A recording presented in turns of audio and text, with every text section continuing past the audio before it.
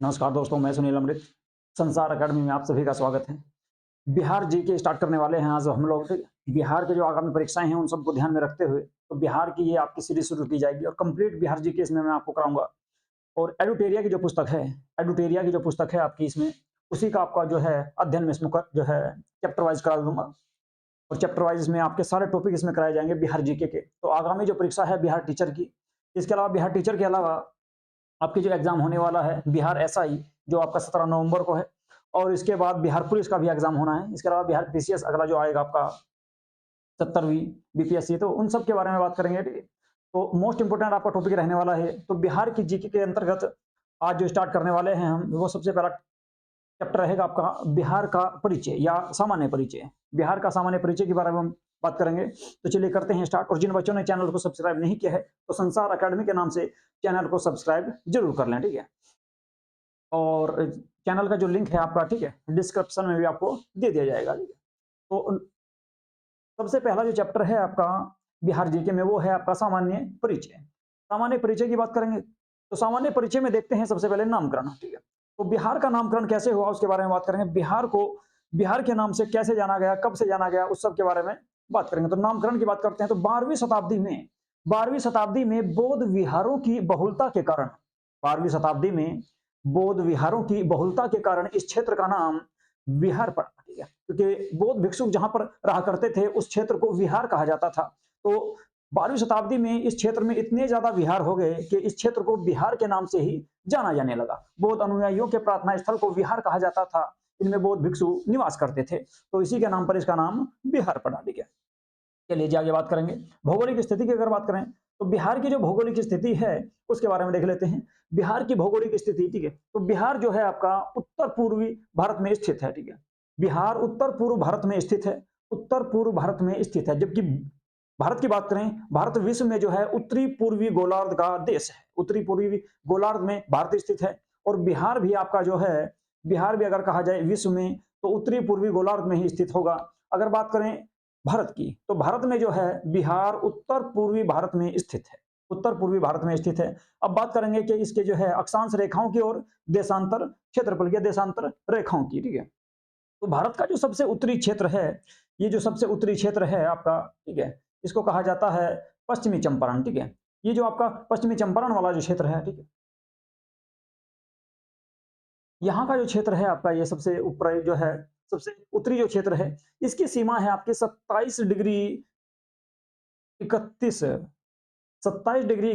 Minute उत्तरी अक्षांश तक इसकी रेखाएं हैं। 27 डिग्री 31 उत्तरी अक्षांश तक इसकी रेखा मानी जाती है। ठीक है, इसके बाद दक्षिणी अक्षांश की बात करेंगे बिहार की तो 24 डिग्री 20 मिनट से लेकर 24 डिग्री 20 मिनट से लेकर उत्तर में अगर बात करें तो उत्तर में आ जाएगा कहां तक आपका 27 डिग्री 31 मिनट तक है। इसके बाद बात करें आपकी देशांतर रेखाओं की तो देशांतर रेखाएं आपकी 83 डिग्री से लेकर 83 डिग्री, ठीक है, ये आपकी 83 डिग्री है। ठीक है, 83 डिग्री से लेकर 83 डिग्री से लेकर 83 डिग्री 19 मिनट से लेकर, और इधर आपकी जो है पूर्वी देशांतर की अगर बात करें तो पूर्वी देशांतर आ जाएगा आपका 88 डिग्री। ठीक है, 88 डिग्री, ये आपका कहां तक है तो ये है आपका 88 डिग्री 88 डिग्री 17 मिनट तक 88 डिग्री 17 मिनट तक, यानी कि कुल मिलाकर 83 डिग्री पूर्वी देशांतर से लेकर 88 डिग्री पूर्वी देशांतर तक जो है आपका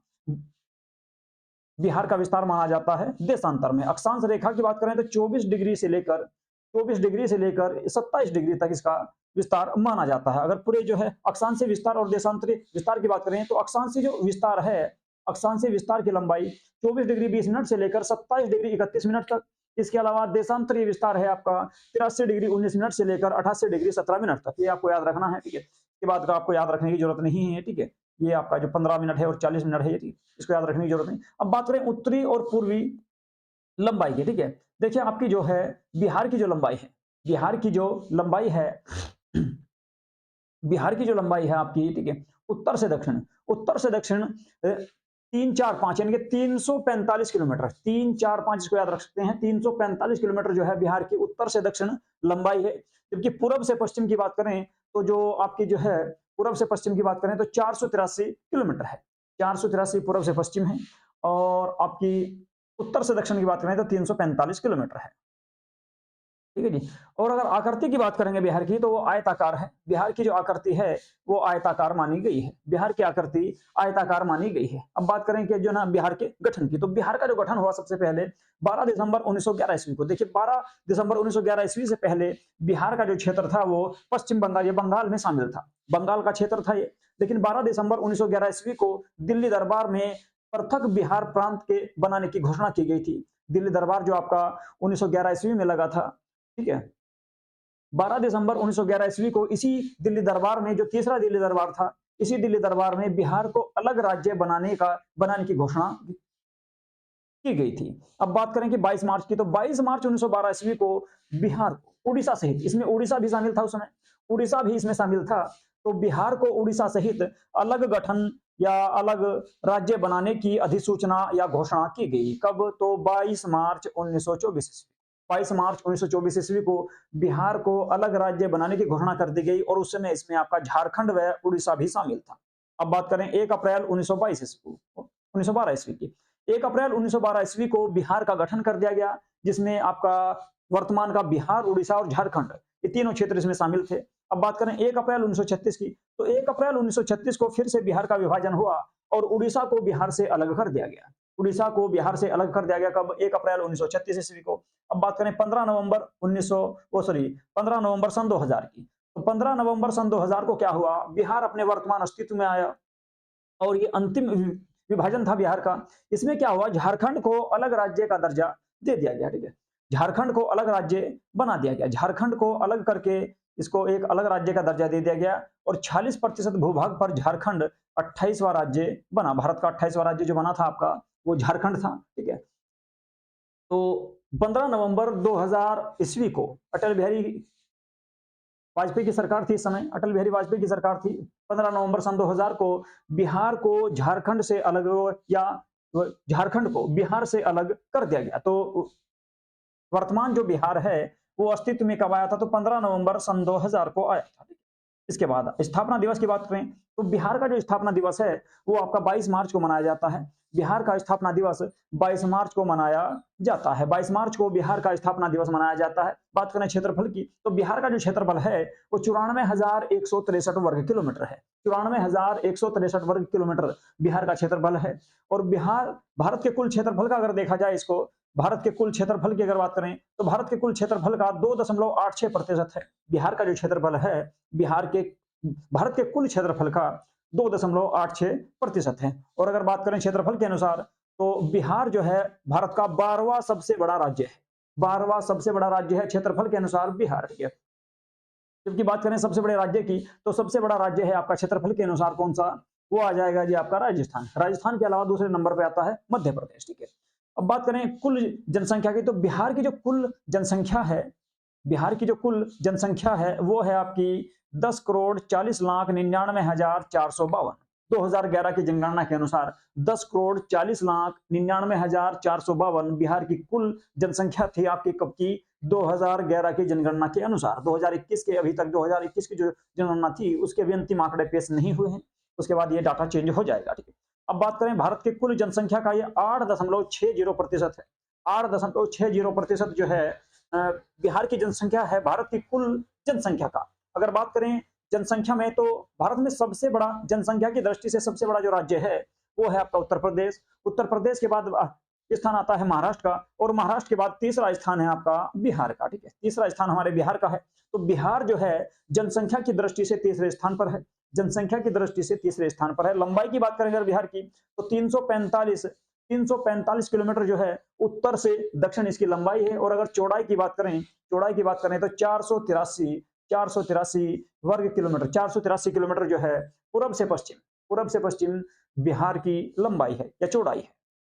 अब बात करते हैं समुद्र तल से ऊंचाई, तो समुद्र तल से अगर ऊंचाई की बात करें, तो 173 फीट ऊंची जो है, 173 फीट ऊंचाई है समुद्र तल से बिहार की। अगर बात करें मीटर में, तो 53 मीटर आ जाएगा इसका।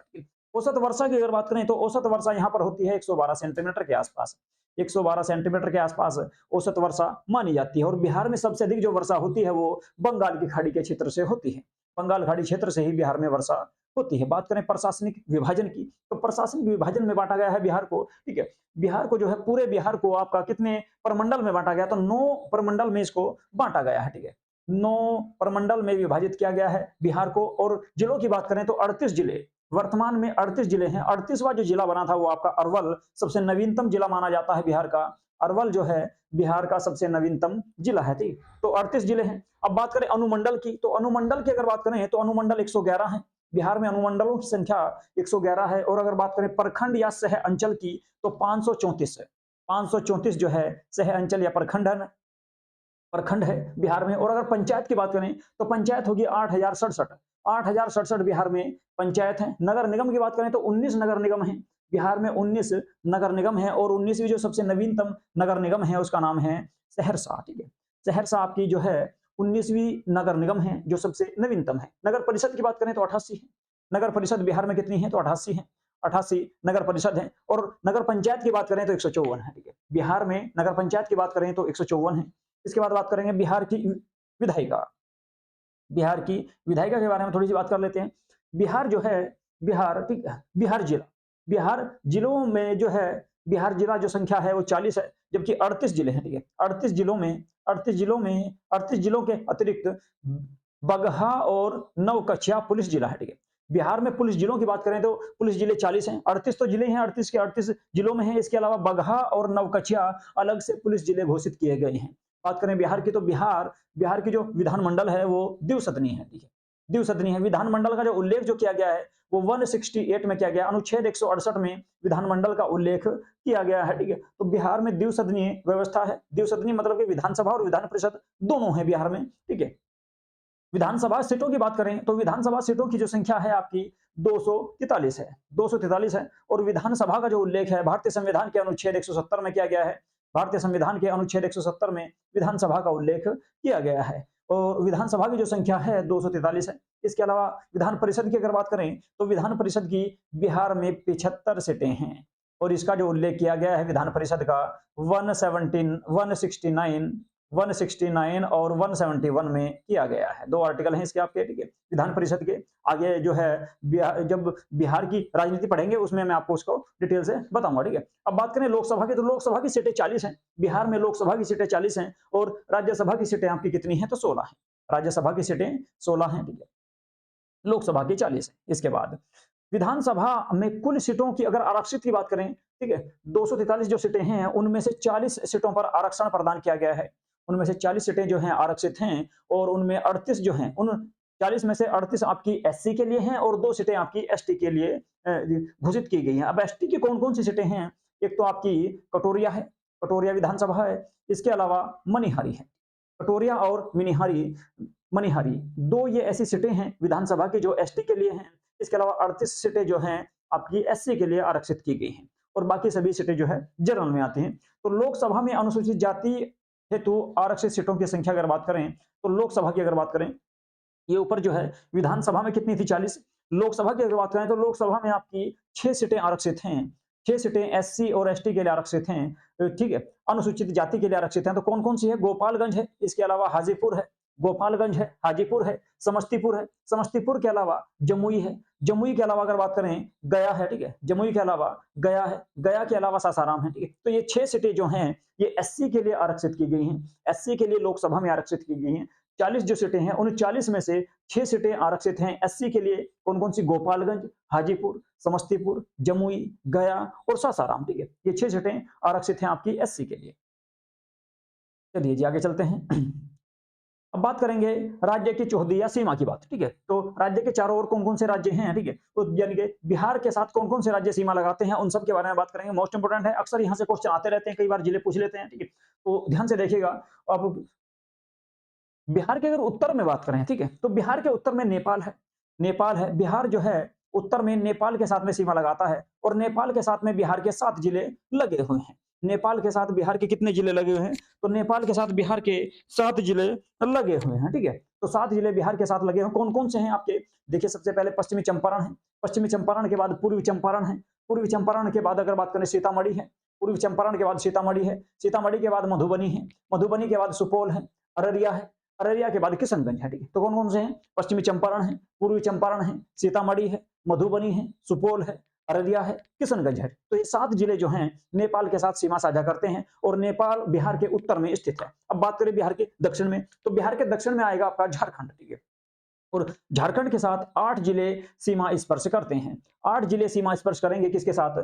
झारखंड के साथ। तो कौन-कौन से जिले हैं उनके बारे में देख लेते हैं। रोहतास है, औरंगाबाद है, रोहतास है, औरंगाबाद है, गया है, गया के अलावा नवादा है, जमुई है, बांका है, जमुई है, बांका है, भागलपुर है, भागलपुर के अलावा कटिहार है, ठीक है। तो कौन-कौन से 8 जिले हैं? रोहतास है, औरंगाबाद है, गया है, नवादा है, जमुई है, बांका है, भागलपुर है, कटिहार है, ठीक है। तो ये 8 जिले जो हैं झारखंड के साथ सीमा साझा करते हैं। 8 जिले झारखंड के साथ सीमा साझा करते हैं। अब बात करें पूर्व में, ठीक है। तो पूर्व की अगर बात करें तो पूर्व में आपका जो है बिहार के पूर्व में पश्चिम बंगाल है और पश्चिम बंगाल के साथ केवल 3 जिले साझा करेंगे। 3 जिले सीमा साझा करते हैं। कौन-कौन से? किशनगंज है, पूर्णिया है, इसके अलावा कटिहार है।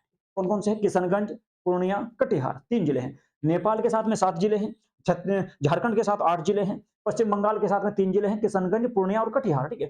और उत्तर प्रदेश की बात करें तो इसके साथ भी 8 जिले सीमा स्पर्श करेंगे। ये कौन-कौन से जिले हैं इनके बारे में बात कर लेते हैं, ठीक है। पहले नेपाल के साथ देख लो एक बार। नेपाल के साथ में पश्चिमी चंपारण है, पूर्वी चंपारण है, सीतामढ़ी है, मधुबनी है, सुपौल है, अररिया है और एक आपका किशनगंज है, ठीक है। ये 8 जिले जो है आपके 7 जिले जो हैं नेपाल के साथ सीमा साझा करेंगे। झारखंड के साथ 8 जिले हैं। कौन-कौन से? रोहतास, औरंगाबाद, गया, नवादा, जमुई, बांका, भागलपुर और कटिहार। अब बात करें पश्चिम बंगाल के साथ में केवल 3 जिले लगते हैं, किशनगंज है, पूर्णिया है, कटिहार है। अब बात करें उत्तर प्रदेश के साथ। उत्तर प्रदेश जो है आपका बिहार के पश्चिम में पड़ता है, तो उत्तर प्रदेश के साथ में 8 राज्यों के साथ सीमा लगी हुई है। 8 राज्यों के साथ में सीमा लगी हुई है। मोस्ट इंपोर्टेंट है कौन-कौन से हैं, कई बार एग्जाम में पूछ लिए गए हैं और आगे भी आपके पूछते रहेंगे, यहाँ से क्वेश्चन आते रहेंगे। तो इसके साथ में कौन-कौन से लगे हैं? रोहतास लगा है, रोहतास, कैमूर, बक्सर, रोहतास, कैमूर, बक्सर, भोजपुर, सारण, सिवान, गोपालगंज और पश्चिमी चंपारण, ठीक है। ये 8 जिले सीमा साझा करते हैं। कौन-कौन से? रोहतास, कैमूर, बक्सर, भोजपुर, सारण, सिवान, गोपालगंज और पश्चिमी चंपारण। अगर ऊपर से बात करें तो ऊपर से आएगा कौन-कौन सा आपका? पश्चिमी चंपारण है, गोपालगंज है, सिवान है, सारण है, भोजपुर है, बक्सर है, कैमूर है, रोहतास है। ये 8 जिले जो है उत्तर प्रदेश के साथ में सीमा साझा करते हैं। उत्तर प्रदेश के साथ में सीमा साझा करते हैं। हम बात करेंगे राष्ट्रीय प्रतीक चिन्ह या राज्य के प्रतीक चिन्हों की, ठीक है। तो बिहार में राज्य के प्रतीक चिन्ह कौन-कौन से हैं उनके बारे में बात कर लेते हैं। मोस्ट इंपोर्टेंट रहेगा टॉपिक भी आपका, यहाँ से भी अक्सर आपके जो है क्वेश्चन देखने को आपको मिलेंगे, ठीक है। तो ये आपका जो बिहार का जो टीचर का एग्जाम होने वाला है उसके लिए मोस्ट इंपोर्टेंट रहेगा बहुत ज्यादा। इसके अलावा बिहार एसआई और बिहार पुलिस का जो कांस्टेबल का जो एग्जाम होने वाला है उन सभी के लिए एडुटेरिया की पुस्तक के जो डिटेल है, डाटा है, वो बहुत ज्यादा मोस्ट इंपोर्टेंट ये पुस्तक मानी जाती है और अक्सर यहाँ से क्वेश्चन देखने को मिलते हैं, ठीक है। लगभग बिहार जीके के जो क्वेश्चन आएंगे आप तुम्हारे, ठीक है, करंट अफेयर को छोड़कर, वे सभी जो है इस पुस्तक से लग जाते हैं, ठीक है। तो एडुटेरिया की पुस्तक है, बहुत मोस्ट इंपोर्टेंट है, ठीक है। तो चलिए बात करेंगे राज्य के चिन्ह की। बिहार का जो राज्य के चिन्ह है वो है आपका बोधि वृक्ष। बिहार का राज्य के चिन्ह बोधि वृक्ष है। बोधि वृक्ष को जो है बिहार का राज्य के चिन्ह बनाया गया है, ठीक है। इसके अलावा प्रथम राजकीय भाषा, अगर बात करें बिहार की प्रथम राजकीय भाषा हिंदी थी और दूसरी है आपकी उर्दू, ठीक है। प्रथम राजकीय भाषा हिंदी है, दूसरी आपकी उर्दू को दर्जा दिया गया है राजकीय भाषा का। राजकीय वृक्ष की बात करें तो पीपल है, ठीक है। बिहार का जो राजकीय वृक्ष है वो है आपका कौन सा? तो पीपल है, ठीक है। जबकि भारत का बरगद है, ठीक है। अब बात करें राजकीय पुष्प की, तो बिहार का जो राजकीय पुष्प है वो आपका गेंदा है। बिहार का राजकीय पुष्प कौन सा है? तो गेंदा है। राजकीय पशु की अगर बात करेंगे, बिहार का राजकीय पशु बैल है और बैल को 2013 में ही बैल को जो है बिहार का राजकीय पशु बनाया गया है। 2013 से पहले आपका रीछ जो है बिहार का राजकीय पशु था। अब आपका बिहार का राजकीय पशु बैल को बनाया गया है और इसको गोर के नाम से भी जाना जाता है, ठीक है। अब बात करें राजकीय पक्षी की, तो बिहार का जो राजकीय पक्षी है वो गोरैया है। बिहार का राजकीय पक्षी गोरैया है। 2013 से पहले बिहार का राजकीय पक्षी पाखता था। बिहार का राजकीय पक्षी क्या था? पाखता था।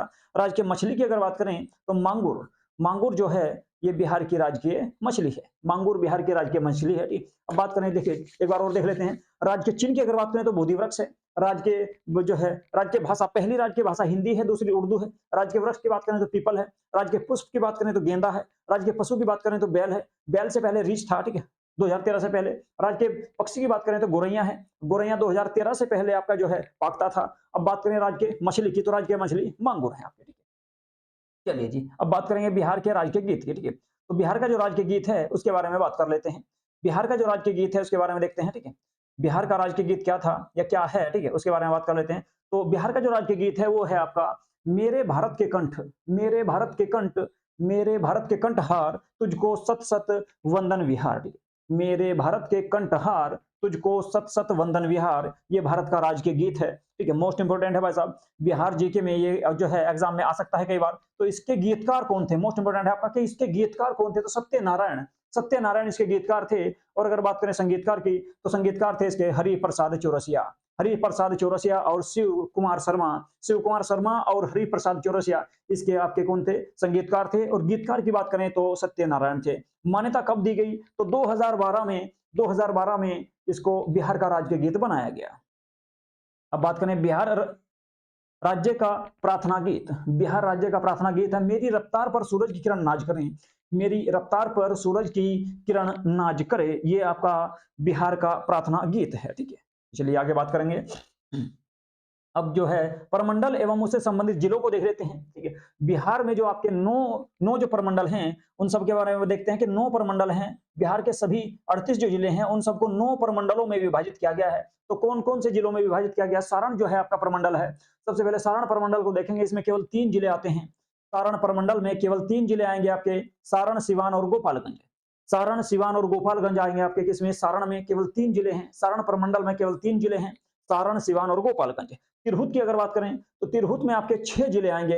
मोस्ट इंपोर्टेंट है आपका तिरहुत, तिरहुत में आपका ये उत्तर बिहार के क्षेत्र में है आपका तिरहुत। इसमें तुम्हारे 6 जिले आएंगे, कौन कौन से, पश्चिमी चंपारण, पूर्वी चंपारण, पश्चिमी चंपारण, पूर्वी चंपारण, मुजफ्फरपुर, वैशाली, वैशाली के अलावा सीतामढ़ी और शिवहर, ठीक है। 6 जिले आएंगे, कौन कौन से, पश्चिमी चंपारण, पूर्वी चंपारण, मुजफ्फरपुर, वैशाली, सीतामढ़ी और शिवहर, ठीक है। ये 6 जिले आपके तिरहुत क्षेत्र में आएंगे, तिरहुत प्रमंडल में आएंगे। बात करें नंबर 3 पर दरभंगा है, तो दरभंगा में कौन कौन से शामिल होंगे, दरभंगा में कौन कौन से शामिल होंगे, तो दरभंगा में आपके अगर बात करें दरभंगा की तो इसमें केवल 3 जिले आते हैं, मधुबनी, दरभंगा, समस्तीपुर। मधुबनी, दरभंगा, समस्तीपुर, केवल 3 जिले आएंगे दरभंगा में, ये भी आपका उत्तरी बिहार में ही स्थित है। इसके अलावा बात करें कोसी की, तो कोसी प्रमंडल में आपके 3 जिले आएंगे, कोसी प्रमंडल में भी 3 जिले आएंगे और इसी से कोसी नदी होकर बहती है। इसमें कौन कौन से आएंगे आपके, सहरसा, सहरसा के अलावा सुपौल और मधेपुरा, ठीक है। सहरसा, सुपौल, मधेपुरा, ठीक है। सहरसा, सुपौल, मधेपुरा, ये 3 जिले आएंगे किसमें, कोसी प्रमंडल में। बात करें नंबर 5 पर पूर्णिया है, तो पूर्णिया में जो आएंगे आपके ये 4 जिले हैं। पूर्णिया भी आपका मोस्ट इंपोर्टेंट है, ये बिहार से लगा हुआ क्षेत्र है, पश्चिम बंगाल से लगा हुआ क्षेत्र है, ठीक है। इसमें 4 जिले आएंगे, कौन कौन से, अररिया, ठीक है, अररिया, किशनगंज, अररिया, किशनगंज के अलावा पूर्णिया और कटिहार, अररिया, किशनगंज, पूर्णिया और कटिहार, ये 4 जिले इसमें शामिल है, कौन कौन से, अररिया, किशनगंज, पूर्णिया और कटिहार, ठीक है। ये 4 जिले इसमें शामिल आएंगे, ठीक है। ये था आपका कौन सा, 5वां पूर्णिया, ठीक है, पूर्णिया प्रमंडल। अब बात करें पटना प्रमंडल की, तो पटना प्रमंडल में है 6 जिले हैं।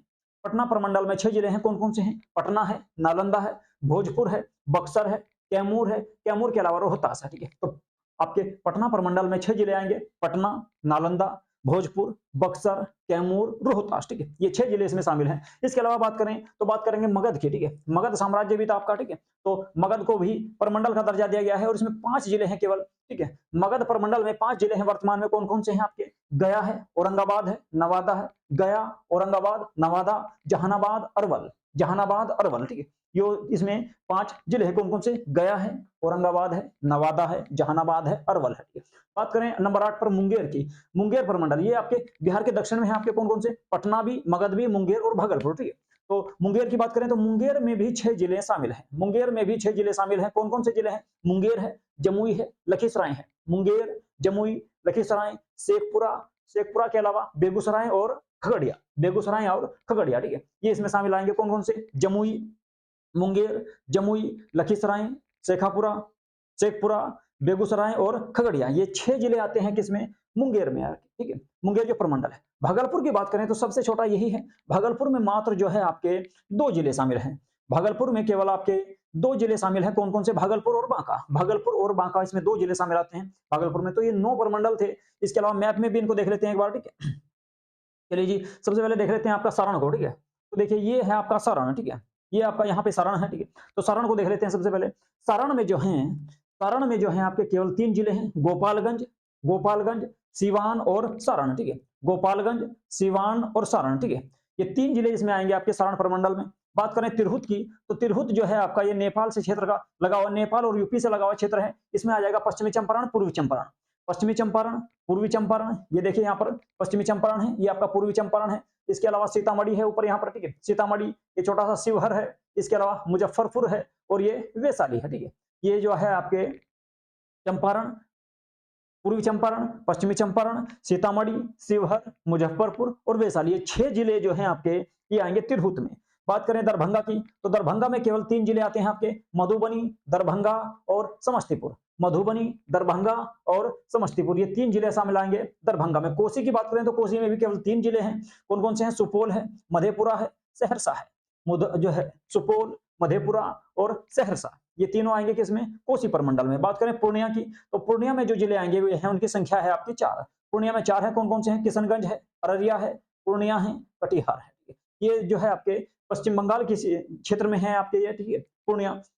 इसके बाद बात करें भागलपुर की, तो भागलपुर ये रहा आपका, देखिए भागलपुर जो है आपका ये झारखंड और पश्चिम बंगाल की सीमा पर है। झारखंड और पश्चिम बंगाल की सीमा पर है आपका कौन सा? भागलपुर। तो भागलपुर में कौन कौन से जिले आएंगे? इसमें आपका बांका और भागलपुर, ठीक है, बांका और भागलपुर, केवल 2 जिले शामिल है इसमें, बांका और भागलपुर। अब बात करें मुंगेर की, ठीक है, मुंगेर ये रहा आपका, झारखंड की सीमा से लगा हुआ है, दक्षिण में है आपका, ठीक है। इसमें है कि आपका जमुई है, जो है लेकसराय है, शेखपुरा है, ठीक है, जमुई है, लखीसराय है, शेखपुरा है, बेगूसराय है, खगड़िया है, मुंगेर है, ठीक है। कौन कौन से आएंगे? जमुई, शेखपुरा, लखीसराय, मुंगेर, खगड़िया और बेगूसराय, ठीक है। इसके अलावा बात करें मगध की, तो ये आपका नीचे जो देख रहे हैं आपका मगध है, ठीक है, ये भी आपका झारखंड से लगा हुआ है। इसमें कौन कौन से जिले आ जाएंगे? औरंगाबाद, गया, औरंगाबाद, गया, नवादा, नवादा के अलावा इसमें जो है आपका यहाँ पर आ जाएगा ये जहानाबाद और अरवल, ठीक है। अरवल सबसे नया जिला है, 38वां जिला है, ठीक है, अरवल, ठीक है, तो ये इसमें शामिल है। इसके अलावा बात करें कि पटना प्रमंडल की,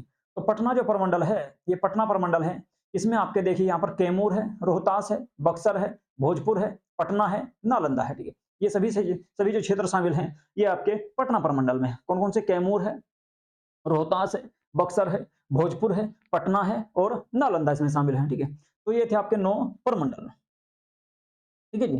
तो आज की क्लास को करेंगे यहीं पे समाप्त। तो ये जो है बिहार का परिचय था, ठीक है, ये सारा का सारा जो था आपका ये बिहार का परिचय था, ठीक है, ये बिहार का परिचय था। तो ये मैंने आपको जो है इसका डिटेल में बता दिया है। इसमें एक तो आपके जो है बिहार से जिन जिन राज्यों की सीमा लगी हुई है तो उनको देखना है। इसके अलावा बिहार से जो है कौन कौन से जिले किस राज्य के साथ में सीमा स्पर्श करते हैं ये भी आपको इसमें देखना है। 9 आपके जो प्रमंडल है उसमें कौन कौन से जिले कहाँ कहाँ पर आएंगे इसमें ये भी महत्वपूर्ण होता है, ठीक है। तो देखिए बिहार के जो उत्तर में है, बिहार के जो उत्तर में है वो नेपाल है। बिहार के उत्तर में यहाँ पर आपका नेपाल है, ठीक है, यहाँ पर इस क्षेत्र में आपका नेपाल है, इस क्षेत्र में नेपाल आ जाएगा। इधर बात करें ये आपका जो है पश्चिमी क्षेत्र है, ठीक है, ये आपका पश्चिमी क्षेत्र है। तो पश्चिमी क्षेत्र में आपका कौन सा है? उत्तर प्रदेश है। इसके अलावा बात करें पूर्व की तो पूर्व में आपका जो है बिहार के पूर्व में आपका बांग्लादेश है, वो सॉरी पश्चिम बंगाल है। और अगर दक्षिण की बात करेंगे तो दक्षिण में आपका झारखंड आ जाएगा, ठीक है, दक्षिण में आपका झारखंड राज्य है, ठीक है। तो चलिए आज की क्लास को करेंगे यहीं पे समाप्त। और जिन बच्चों ने चैनल को सब्सक्राइब नहीं किया है तो वो सभी जो है संसार अकेडमी के नाम से चैनल को सब्सक्राइब जरूर कर लें, ठीक है। चलिए जी, नमस्कार।